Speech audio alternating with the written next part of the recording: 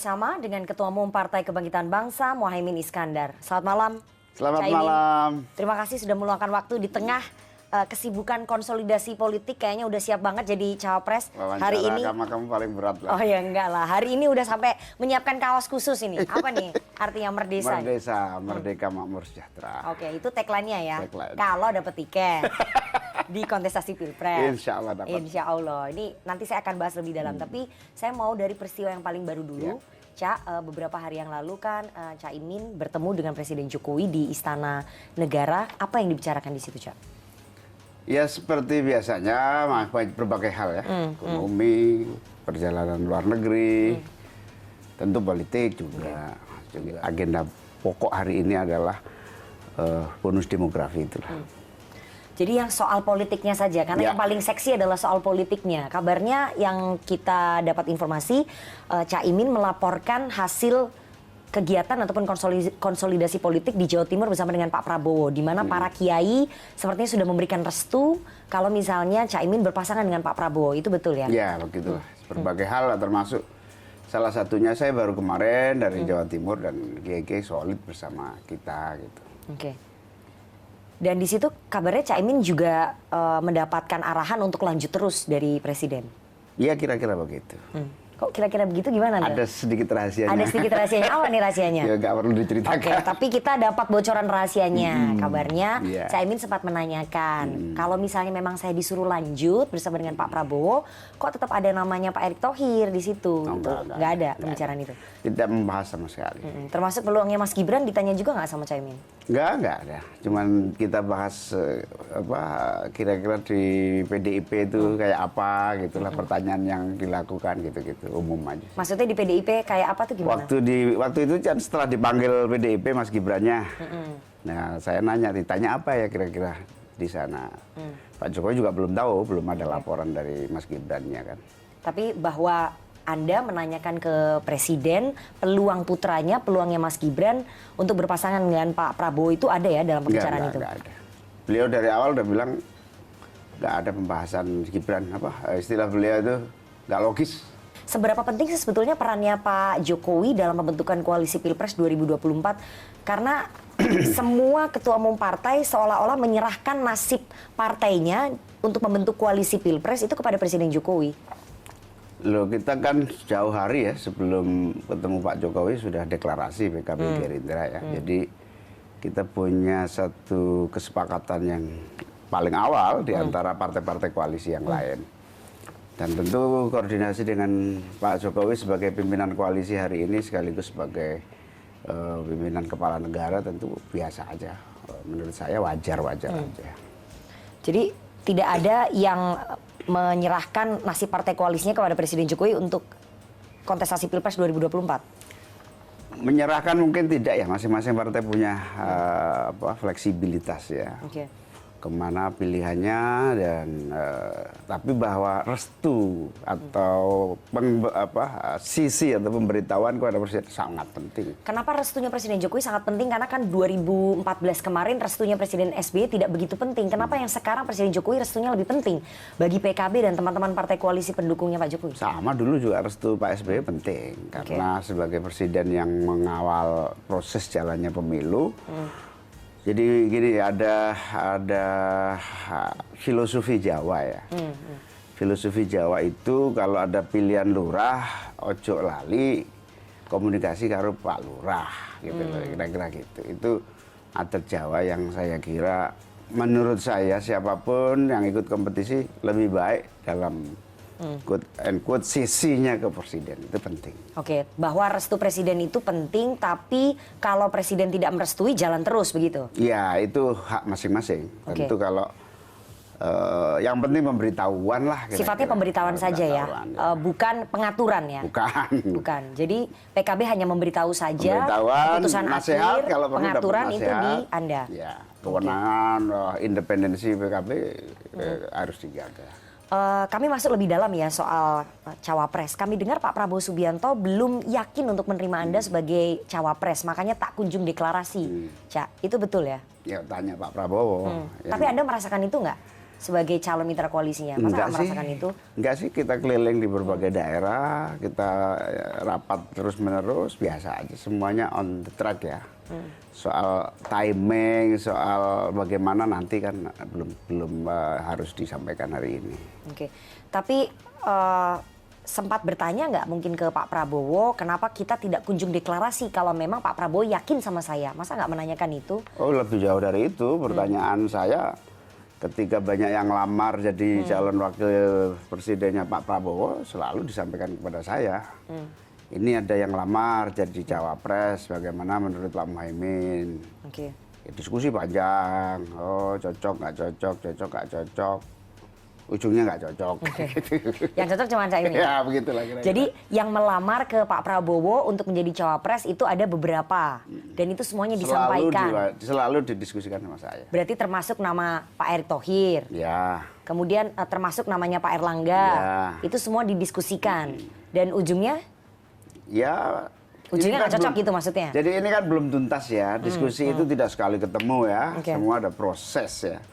Yang paling penting adalah kebersamaan dalam koalisi itu, misalnya Pak Erlangga wajar-wajar aja. Tapi kita belum tolak juga belum terima gitu kan. Ini ada proses yang nanti siapa tahu ada peluang, siapa tahu nggak ada peluang. Gitu. Oke.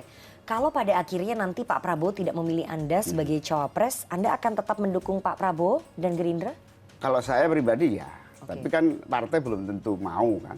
Nah, gitu Tapi ya. kan Anda ketua umum PKB. Ya, tapi kan saya harus mempertanggungjawabkan kepada bahwa perintah kepada saya itu kan calon wakil presiden. Oke. Kalau nanti kemudian kesimpulannya sama Pak Prabowo lain, ya saya harus melapor kembali ke partai.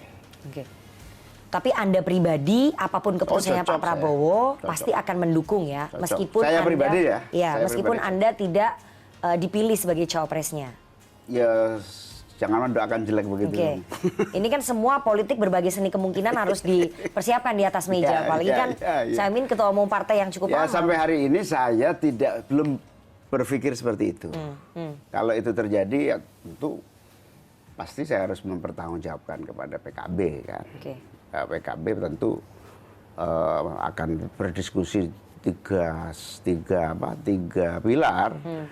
Satu Dewan Syuro, Dewan Tanfid, terus Ijtima Ulama. Karena itu memang merupakan keputusan dari Muktamar PKB di Bali ya tahun 2019 menjadikan Anda sebagai capres ataupun cawapres di kontestasi Pilpres 2024. Sehingga yang Anda khawatirkan kalau misalnya Anda tidak dapat tiket itu akan mengganggu stabilitas posisi Anda sebagai ketua umum PKB begitu ya? Iya bisa begitu. Oke, jadi Anda mengakui bahwa tiket itu untuk mengamankan posisi sebagai ketua umum PKB? Iya. Iya. Iya betul. Ya seperti itulah kira-kira. Oke, seperti itu ya. Selain namanya Caimin yang mungkin digadang-gadang sebagai cawapresnya Pak Prabowo, ada nama Pak Erick Thohir yang didorong oleh Partai Amanat Nasional. Itu sudah menjadi rahasia umum sebetulnya ya.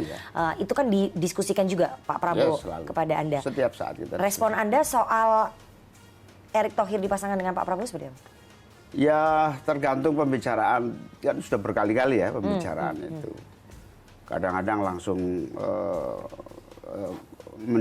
mensimulasi kantong suaranya Erick di mana. Kadang-kadang kita simulasi konteksnya di mana, daya terimanya PKB kayak apa. Begitu ya. Itu diskusi panjang lah ya. Tapi sampai hari ini nominasinya semakin mengecil. Itu. Oke, nominasinya semakin mengecil. Sudah tinggal berapa nama untuk kandidat cawapresnya Pak Prabowo? Ya tinggal 2 lah kira-kira. Tinggal 2, salah satunya Anda? Iya. Satu lagi berarti? Rahasia Mas. Oh rahasia, jadi sudah tinggal 2 nama ya. Nama. Cawapresnya Pak Prabowo, salah satunya adalah Caimin. Kami dapat informasi ya bahwa dari PBNU itu sudah solid menyerahkan hanya 1 nama, yaitu Pak Erick Thohir sebagai cawapres, baik di Ganjar Pranowo dan juga di Prabowo Subianto. Anda mendengar itu juga ya? Saya nggak dengar. Saya dengarnya kabarnya sih di Ganjar ya. Kalau di Prabowo belum dengar. Pak Prabowo juga nggak pernah ngomong itu. Bahwa PBNU mendorong 1 nama Pak Erick Thohir, masa Anda tidak mendengar? Di Ganjar saya dengar. Di PDIP saya dengar. Tapi saya nggak tahu faktanya kayak apa. Isu lah ya. Isu. Dan saya yakin itu isu karena PBNU kan nggak ikut-ikut, nggak boleh apalagi tertulis. Dia kan sudah sejak awal mendeklar sebagai organisasi yang tidak ikut-ikut dalam pilpres. Oke. Jadi rumor menurut saya itu. Itu rumor. Menurut Anda siapa yang lebih bisa melengkapi Pak Prabowo, Anda atau Pak Erick Thohir? Siapa yang lebih unggul? Sekarang tiga syarat lah ya kira-kira ya. Satu, keterpilihan. Oke. Keterpilihan ini mungkin pragmatis ya, menjadi pertimbangan yang make sense ya. Yang kedua, pijakan dasar rencana dan gagasan perjuangan lah kira-kira begitu. Nah, yang ini Pak Erick itu mungkin sudah NU sebagai pijakan gagasannya sudah mungkin nyambung ya ke NU-nya. Karena bicara ke NU-an dan PKB ini mutlak ya. Mutlaknya karena 3. Yang pertama, ya partai ini kan harus mengusung sejarah Mbah Hashim, Mbah Bisri, bahwa Gus Dur sampai sekarang. Ideologis lah ya. Pak Erick mungkin ya sudah mulai lah kita terima dengan baik gagasan-gagasan ke NU-nya. Tapi dibanding saya kan masih unggul saya kira-kira gitu kan. Jadi dari sisi ideologis Caimin merasa lebih unggul ya? Dari segi kantong suara, ya jauh lah Erick dibanding saya. Kok malu-malu sih ngomong lebih unggul? Ya nggak enak dong, saya mau jadi sendiri kan. Iya nggak apa-apa kan harus pede jadi cawapres. Erick baru jadi menteri, saya sudah lama jadi menteri, pengalaman lah kira-kira. Jadi dari segi pengalaman, ideologis dan juga elektoral ataupun kantong suara, Anda merasa Anda lebih unggul dan juga bisa melengkapi Pak Prabowo dalam kontestasi Pilpres 2024. Yang kami dengar untuk menjinakkan hati Anda, untuk melunakkan seorang Muhaimin Iskandar, Pak Erick Thohir sampai melakukan pendekatan karena itu syaratnya dari Pak Prabowo. Kalau memang Pak Erick mau diambil sebagai cawapres, Caimin harus menerima, itu betul ya? Pak Erick itu mendekati saya udah 3 tahun yang lalu. Untuk menjadi cawapres? Iya, untuk kita berpolitik lah. Jadi saya dekat sama Pak Erick. Saya kira itu usaha-usaha yang bagus ya. Bagaimana menyamakan gagasan, cara memilih pintu masuk untuk menjadi kepemimpinan nasional, saya kira tidak ada masalah ya. Itu pendekatan yang lama dan panjang. Bahkan sering kita berdiskusi, berdebat sama pandangan. Itu wajar, proses biasa. Pendekatannya sampai sekarang masih terus dilakukan untuk melunakkan hati Anda? Tidak untuk melunakkan hati saya. Pak Erick mungkin sudah tahu lah. Bahkan beberapa kali ketemu juga. Kayaknya kamu deh yang bakalan maju gitu. Pak Erick berkenan membantu menjadi ketua tim pemenangan seperti dulu membantu Pak Jokowi sebagai ketua TKN? Itu yang kita harapkan. Makanya saya bilang kita tidak dalam konteks menerima atau menolak Pak Erick. Karena kita ingin dialektika ini, Pak Erick ini terlibat terus. Sampai sama-sama menerima. Kalau saya jadi cawapresnya Pak Prabowo, Pak Erick nerima gitu loh. Atau kalau Pak Erick yang dipilih misalnya saya bisa nerima juga misalnya gitu. Sehingga pada ujungnya kita ingin Pak Erick menjadi bagian dari perjuangan Pak Prabowo dan saya. Maksudnya menjadi bagian, menjadi ketua tim kampanye pemenangan seperti dulu membantu Pak Jokowi ya. Tapi sebetulnya sejak lama kami mendengar ada masalah personal antara Anda dengan Pak Erick Thohir begitu. Karena dulu Pak Erick dikabarkan mengganggu posisi Anda sebagai ketua umum PKB. Enggak pernah. Sangat bagus. Hubungan saya sama Pak Erick bukan hanya hubungan pertemanan, hubungan seperjuangan. Jadi nggak ada masalah apa-apa ya? Nggak ada masalah apa-apa. Jadi PKB dan juga Anda bisa menerima kalau nanti Pak Prabowo memilih Erick Thohir sebagai cawapresnya?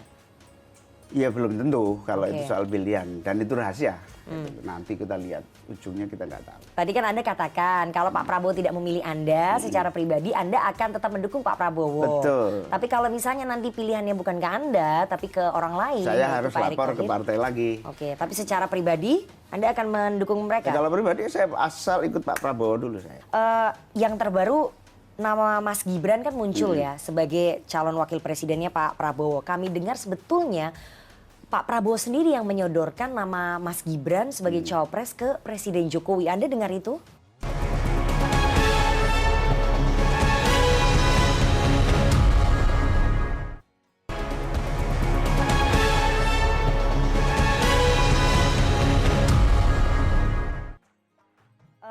yang terbaru nama Mas Gibran kan muncul ya sebagai calon wakil presidennya Pak Prabowo. Kami dengar sebetulnya Pak Prabowo sendiri yang menyodorkan nama Mas Gibran sebagai cawapres ke Presiden Jokowi. Anda dengar itu? Saya belum dengar se-eksplisit itu ya. Yang saya tahu waktu Pak Prabowo ke Solo, kemudian Pak Prabowo menawarkan kepada konstituen begitu ya, kepada relawan, apakah cocok nggak Mas Gibran? Dijawab cocok. Nah dari situ semacam lamaran Pak Prabowo dari situ kepada Gibran. Saya kira wajar aja untuk sebuah usaha-usaha mencari yang paling memungkinkan untuk mendorong kemenangan Pak Prabowo. Anda sempat bertanya ke Pak Prabowo, kenapa Pak Prabowo melontarkan lamaran itu terhadap Gibran di depan relawannya? Saya belum ketemu sejak itu, belum sempat diskusi soal Mas Gibran. Anda merasa Gibran sebagai saingan nggak? Saya kira enggak ya, karena Mas Gibran harus 2 tahap lagi kan, masih kurang pengalaman. Bukan, usia kan masih belum. Undang-undang kan minimal 40 tahun, itu 1 tahap yang harus dilalui dulu. Simulasi harus kita lakukan, dukungan elektoral ya seperti Pak Erik ya, kita simulasi dari gagasan ideologis, kekuatan elektoral dan seterusnya, dan syarat-syarat lainnya. Oke, tapi menurut Anda mungkinkah bisa terjadi pasangan Prabowo Gibran dalam kontestasi Pilpres 2024? Ya kan masih harus menunggu MK, apa mungkin dimenangkan oleh MK. Jadi Anda meyakini MK tidak mungkin memenangkan? Saya tidak tahu, kita kan tidak bisa memprediksi. Tapi 1 tahap itu baru kita bisa simpulkan.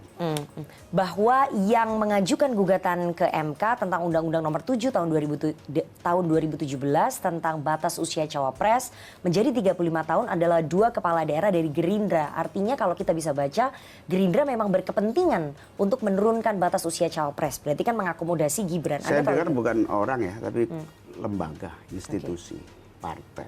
Ada PSI, kemudian ada 2 kepala daerah. Satu adalah wali kota Bukit Tinggi, yang satu adalah wakil bupati Lampung Selatan, dan dua-duanya adalah kader Gerindra. Yang saya tahu partai ya, kalau wali kota saya belum dengar ya. Yang saya tahu ada 2 partai yang menggugat di MK. Saya tidak tahu sampai mana dan bagaimana, saya hanya dengar dari info-info aja. Tapi kalau Anda lihat bahwa 2 kader Gerindra mengajukan diri, mengajukan gugatan uji materi tentang batas usia cawapres, artinya kan Gerindra sebetulnya ingin memberikan karpet merah kalau misalnya gugatan itu dikabulkan oleh MK. Memberikan karpet merah kepada Gibran. Saya baru dengar ini ya, tapi kalau itu benar, ya tidak ada masalah, itu hak orang untuk melakukan upaya-upaya hukum. Oke, tapi Anda nggak khawatir ya? Tidak ada masalah. Kalau misalnya nanti MK mengabulkan, kemudian Gibran ada peluangnya? Ya kita ajak diskusi lagi. Oke. Gimana peluangnya gitu, dan seterusnya. Kami dapat informasi juga ya, bahwa beberapa minggu yang lalu dalam rapat tertutup di internal DPP PKB, Caimin sempat menyampaikan bahwa Juni targetnya kita harus deklarasi dengan Pak Prabowo. Kalau Juni tidak deklarasi, maka bulan Juli kita cari opsi lain, kita cari pasangan lain. Itu betul ya? Enggak betul. Masa nggak betul? Ini Nggak beberapa betul. petinggi Anda loh yang bilang. Nggak betul, yang betul itu Ijtima Ulama ngasih mandat sampai bulan bulan Mei. Syawal. Okay. Syawal itu Mei artinya. Sama sampai bulan Syawal. Ya sampai nanti akhir Mei ini ya saya akan melaporkan perkembangan ke para ulama itu. Nanti kita simulasikan deadline yang mereka berikan supaya kalau deadline itu diterima untuk fleksibel atau tetap kekeh pada Mei. Nanti itu ada forumnya. Oke, jadi kalau misalnya nanti bulan Juni tidak ada deklarasi antara Pak Prabowo dengan Muhaimin sebagai capres-cawapres, PKB langkahnya seperti apa? Langkah pertama rapat gabungan Dewan Syuro, Dewan Tanfid. Langkah yang kedua melaporkan kepada Ijtima Ulama, gabungan antara kiai-kiai NU kultural dan juga kiai-kiai yang ada di berbagai tanah air di seluruh Indonesia. Nah di situ akan muncul opsi-opsi lah ya, opsi lanjut soal timing atau punya gagasan koalisi baru. Oh jadi opsi soal memundurkan timing ataupun deadline itu sudah ada di atas meja, opsi membentuk koalisi baru juga sudah ada di atas meja. Kalau misalnya Pak Prabowo tidak kunjung mendeklarasikan cawapres. Opsi membentuk koalisi lain ini yang menarik, nanti saya akan dalami. Sebagai opsi lain, membentuk koalisi lain, kabarnya Anda sudah intens berkomunikasi dengan petinggi Partai Nasdem untuk menyodorkan diri sebagai cawapresnya Mas Anies Baswedan. Belum pernah ada komunikasi dan belum ada rencana ke sana. Oke, sama sekali tidak ada komunikasi dengan petinggi Partai Nasdem untuk menjadi cawapresnya Anies Baswedan. Tidak ada. Oke, karena informasi yang kami dapatkan berbeda nih. Ya kalau informasi kan macam-macam. Bahwa dari mereka yang menawarkan Anda sebagai cawapres? Ya mungkin aja, tapi saya nggak dengar itu. Tidak ada komunikasi ya Tidak ada. dari Nasdem yang mengejar ke PKB, Nggak ke ada. Caimin untuk menawarkan. Sampai Caimin. hari ini nggak ada. Sampai hari ini nggak ada. Kalau misalnya itu ditawarkan, tertarik nggak? Belum masuk opsi ya. Kita sudah dari awal opsi Gerindra PKB ini sudah mantap ya. Oke. Sudah solid, bagus. Tapi kan tadi dikatakan kalau misalnya sampai batas waktu di bulan Mei tidak ada kejelasan Ya. terhadap nasib Anda sebagai cawapresnya Pak Prabowo, ada opsi koalisi lain. Siapa yang ngasih opsi nanti kita uji gitu kan. Mungkin kiai-kiai punya opsi, mungkin jajaran pengurus punya opsi. Di forum itu kita uji, jangan-jangan itu opsi mimpi, opsi cita-cita, atau opsi rencana, atau apa kita uji. Jangan-jangan hanya keinginan-keinginan aja. Keinginan siapa maksudnya? Pengurus-pengurus, keinginan orang-orang yang ingin mengajak PKB gitu. Jadi keinginan dari elit di koalisi perubahan begitu yang ingin Koalisi mengajak. manapun. Oke. Koalisi manapun. Apa jangan-jangan ada ketakutan kalau misalnya nyebrang ke koalisinya perubahan nanti bisa bernasib sama seperti Nasdem? Ada kekhawatiran itu nggak? Nggak ada lah. Ca? Nggak ada hubungannya itu. Nggak ada kekhawatiran? Oke. Rencana aja belum ada kok, apalagi kekhawatiran. Kan politik harus membuka semua opsi di atas Makanya meja. siapa yang bisa memberi opsi alternatif, kita uji. Oke. Apakah itu mimpi, apakah itu hanya harapan, informasi apa nggak jelas, atau informasi valid kan belum tahu. Tapi memang ada secara psikologis ada ketakutan nggak sih kalau misalnya nanti belok ke koalisinya Anies yang dalam tanda kutip ini banyak berseberangan dengan pemerintahan? Lawang di sana aja nerima saya belum tentu mau. Oke. Tapi kalau di sana nerima Anda? Ya nggak tahu, kita belum tahu. Oke. Tapi PKB tidak menutup opsi itu ya? Ya tertutup dong. Kalau nanti di rapat itu ada opsi lain, saya nggak tahu. Tapi hari ini nggak ada opsi lain. Hanya satu opsi bersama Gerindra. Oke, satu opsi bersama Gerindra ya. PKB yang punya basis suara di Jawa Timur dan Nahdlatul Ulama menjadi posisi tawar Anda. Ya. Infonya ke Nasdem untuk berkoalisi. Bahkan Anda Nasdem. bahkan Nggak Anda ada, sampai menyewa lembaga survei khusus untuk survei di Jawa Timur. Oh enggak, lembaga survei se-Indonesia. Kita punya yang namanya rujukan kebijakan. Oke. Rujukan kebijakan itu survei. Survei di seluruh Indonesia. Jadi termasuk Jawa Timur. Dengan Nasdem sama sekali belum ada pembicaraan. Belum ada pesan dari sana juga nggak ada. Oke. Saya melihatnya ada kekhawatiran sebetulnya dan sepertinya Anda dan juga PKB seolah menutup peluang ataupun pintu untuk berkoalisi dengan Anies. Kenapa? Karena mazhabnya beda, karena di Ya situ ada enggak PKS. dong, kalau kita sudah memilih bersama Gerindra terus kemana-mana itu namanya nggak setia. Oke. Jadi PKB itu terkenal yang paling setia kecuali dikhianati. Oke.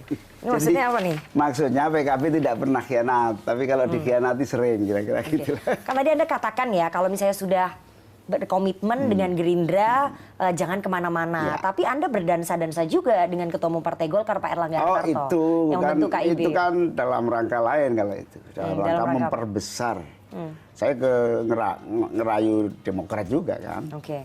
Agar koalisi Gerindra PKB ini nambah partai. Saya juga ketemu PAN, saya ketemu Golkar, malah yang intens dengan Golkar. Oke. Kenapa sangat penting untuk mengajak Golkar ke dalam koalisi kebangkitan Indonesia Raya ini? Bukan hanya Golkar, semua partai kita harapkan. Malah Pak Prabowo bilang partai yang non parlemen pun harus kita ajak. Makanya kita rayu Perindo, kita rayu PSI, kita rayu partai-partai yang non parlemen. Ada tawaran dari Ketua Umum Partai Golkar Pak Erlangga Hartarto agar Anda menjadi cawapresnya di kontestasi Pilpres 2024, itu betul ya? Belum ada. Nggak ada tawaran itu? Kita baru sibuk untuk mencari kecocokan koalisi besar itu antara PKB, Golkar, Gerindra, nanti mungkin tambah PAN. Yang kami dengar sebetulnya pembicaraannya sudah sangat teknik sekali, termasuk pembagian logistik pemenangan dengan Golkar. Kalau misalnya Anda dan Pak Erlangga bersatu dalam satu koalisi menjadi pasangan capres-capres. Belum ada. Itu apa ya? Mungkin aja hanya rasan-rasan kali ya.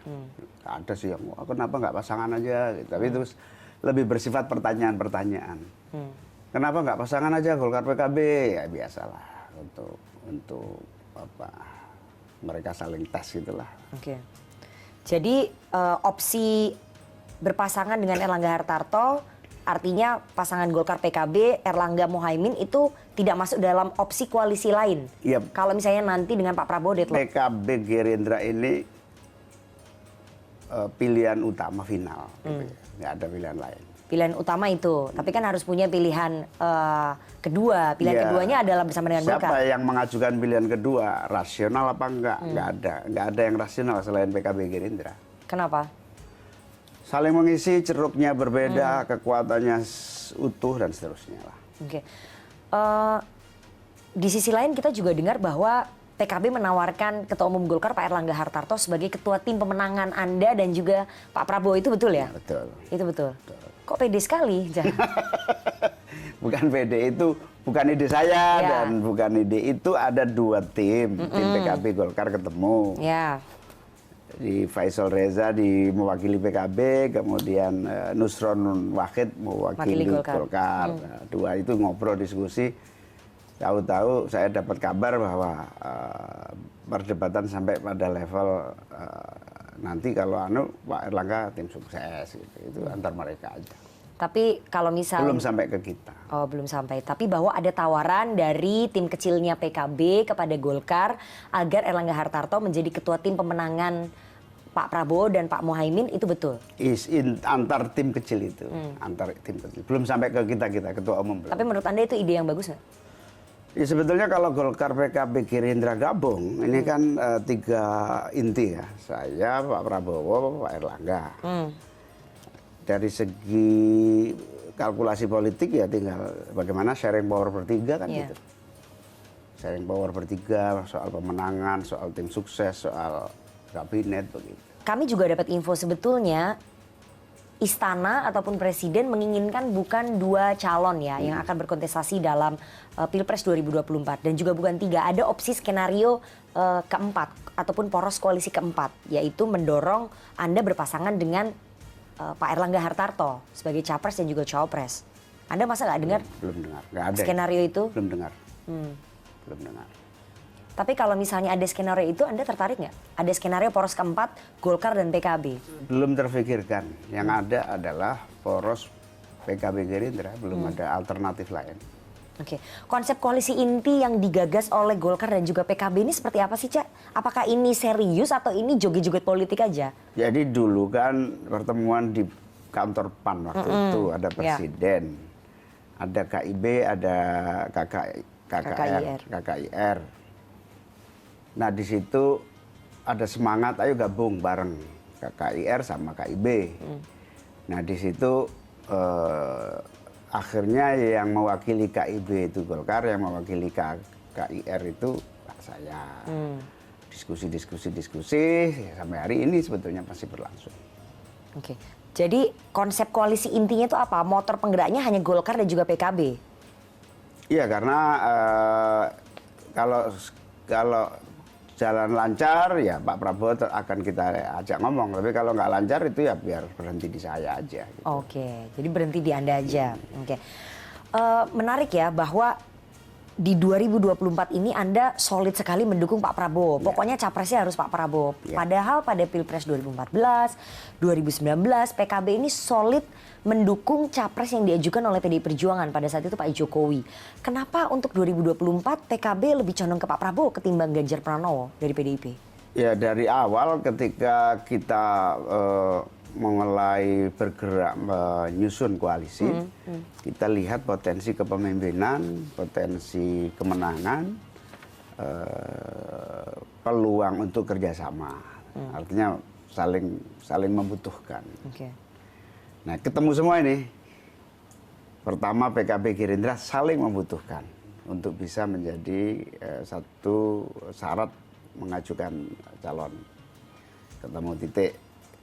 Yang kedua, syarat kepemimpinan. Pak Prabowo sangat populer setelah Pak Prabowo mau bergabung dengan Pak Jokowi demi menjaga persatuan dan kesatuan. Saya melihat Pak Prabowo ini orang yang dahsyat ya, bisa rela bergabung dengan kompetitornya yang keras itu dalam pemerintahan. Artinya ini potensi kepemimpinannya dahsyat. Yang ketiga, elektoralnya bagus sekali Pak Prabowo itu. Sekarang terbukti. Kita sudah lihat dari awal ini bakal bagus ini. Ternyata bagus beneran. Anda tadi katakan ya bahwa kenapa PKB lebih condong mendukung Pak Prabowo dan juga Gerindra karena peluang kerjasamanya itu saling membutuhkan, saling melengkapi. Artinya PKB merasa tidak dibutuhkan di PDI Perjuangan? PDI Perjuangan kan tidak butuh kita karena dia udah cukup kan. Kalau Gerindra butuh kita butuh Gerindra. Itu saling membutuhkan. Atau Anda tidak yakin bahwa calonnya PDI Perjuangan sekuat Pak Prabowo? Saya tidak tahu ya, tapi kira-kira waktu itu pertimbangannya orang seperti Pak Prabowo yang sudah 3 kali kompetisi, itu investasinya dahsyat. Sementara Pak Ganjar baru berapa kali kompetisi, jadi masih butuh kerja. Pak Ganjar baru di level gubernur kan, kompetisinya. Jadi kalkulasi itu juga menjadi pertimbangan kita. Jadi sosoknya belum sekuat itu menurut Anda? Betul. Kalau Pak Prabowo kan pemilihnya itu sudah solid. Strong votersnya ya? Strong votersnya. Tapi kan dulu 2014 juga Pak Jokowi baru sampai level gubernur belum selesai. Belum menjadi gubernur 2 periode seperti Mas Ganjar. Tapi Anda tetap yakin aja mendukung Mas Ganjar? Karena kita tahu yang bakal terpilih Pak Jokowi. Jadi ini berdasarkan insting ya? Ada juga. Insting politiknya seorang Muhaimin Iskandar. Ada juga. Atau mungkin di 2024 ini ada kesulitan komunikasi antara Anda dengan Ibu Megawati sebagai Ketua Umum PDI Perjuangan? Enggak juga. Memang banyak faktor ya pertimbangan sehingga akhirnya terpilih pasangan bersama Gerindra Pak Prabowo ini banyak faktor. Atau jangan-jangan PKB sudah merasa lelah berkoalisi 10 tahun dengan PDI Perjuangan? Enggak. Kapok mungkin? Enggak ada. Kok malu-malu gitu loh, Cak? Enggak. Kita sama Gerindra cocok itu aja, yang lain kita nggak mikir. Oh gitu ya. Survei indikator terbaru menyebut pemilih PKB mayoritas memilih Ganjar. Tetapi Anda lebih memilih berkoalisi dengan Pak Prabowo. Anda tidak khawatir ya bahwa suara konstituennya PKB nanti bisa terpecah? Ya, saya kemarin ditegur oleh orang-orang Gerindra, kenapa kok ada survei seperti ini? Pemilih PKB, kok katanya swingnya ke Ganjar. Saya jawab, tunggu tangan mainnya. Saya bilang. Maksudnya apa tuh? Saya belum instruksi aja, nanti kalau saya sudah instruksi, selesai. Kenapa tidak diinstruksikan dari sekarang kalau Anda yakin Pak Prabowo? Kalau saya instruksikan sekarang, nanti belum waktunya saja, timingnya. Kenapa? Apakah karena Anda belum diambil sebagai cawapresnya Pak Prabowo, makanya mesin belum digerakkan? Oh enggak, karena memang belum ada kepastian koalisi itu. Belum ada kepastian di koalisinya? PKB Gerindra itu belum declare lah. Oke, Mas kan udah declare, udah tanda tangan. Belum declare ke KPU gitu. Jadi harus menunggu dulu ya, menunggu siapa cawapresnya Pak Prabowo. Baru Anda akan declare mesin declare partai. itu akan membuat pemilih PKB yakin. Kalau sekarang ini bener nggak sih gitu, makanya swing. Gitu kemana-mana. Caimin terakhir berarti opsi mendukung Ganjar Pranowo di Pilpres 2024 itu sudah tertutup ya bagi Anda dan PKB? Iyalah kita udah pasti ke Gerindra. Jadi nggak mungkin lagi mendukung Ganjar, PKB dan Anda? Enggak, susah. Kalau Anda tidak dijadikan sebagai cawapresnya Pak Prabowo, opsi mendukung Ganjar terbuka? Rapat DPP dulu. Oke, rapat DPP yang akan menentukan suara akar rumput. 3 rapat loh, 3 pilar. Oke, Dewan DPP, Suro. Dewan Suro, Tanfid, kemudian Ijtima. Kalau nanti dari 3 rapat itu kemudian suaranya mayoritas, ya sudah kalau Caimin nggak jadi cawapresnya Pak Prabowo, kita ke Ganjar aja. Anda akan mengikuti ya sebagai Ketua Umum? Ya nantilah, itu kan nggak usah dipikir. Yang penting kita sama Pak Prabowo, Gerindra, titik. Kayak gitu nanti kita tunggu hasil akhirnya seperti apa. Apakah nanti Anda betul-betul mendapatkan tiket sebagai cawapresnya Pak Prabowo Subianto pada kontestasi Pilpres 2024 karena Tunggu politik itu satu bulan ke depan pasti udah akan ada kejelasan. Oke, kalau belum jelas mungkin ada opsi lain. Nggak ada. Membentuk perahu baru. Tidak ada opsi lain selain Gerindra. Oke, kita lihat karena politik itu cair. Cair. Sampai di ujung menjelang pendaftaran semua pilihan bisa Jadi berubah. ibarat perkawinan ini sebelum janur melengkung, itu takdir ada di tangan Tuhan. Oke. Manusia bisa usaha, tapi kan usaha itu bisa dilihat bahwa hari ini PKB ya Gerindra. Tapi Anda meyakini Gerindra ya PKB. Pak Prabowo tidak akan meninggalkan Anda Oh nggak mungkin. dan tidak mungkin Itu udah mengkhianati Anda. gini kok sudah begini, sudah Oke, tanda tangan. sangat optimis ya. Sangat optimis. Terima kasih sekali Ketua Umum Terima Partai kasih. Kebangkitan Bangsa Gus Ami, Cak Imin, Pak Muhaimin Iskandar sudah meluangkan waktu untuk Political Show CNN Indonesia. Terima kasih. Semoga tiketnya segera didapatkan. Amin insya Allah. Oke.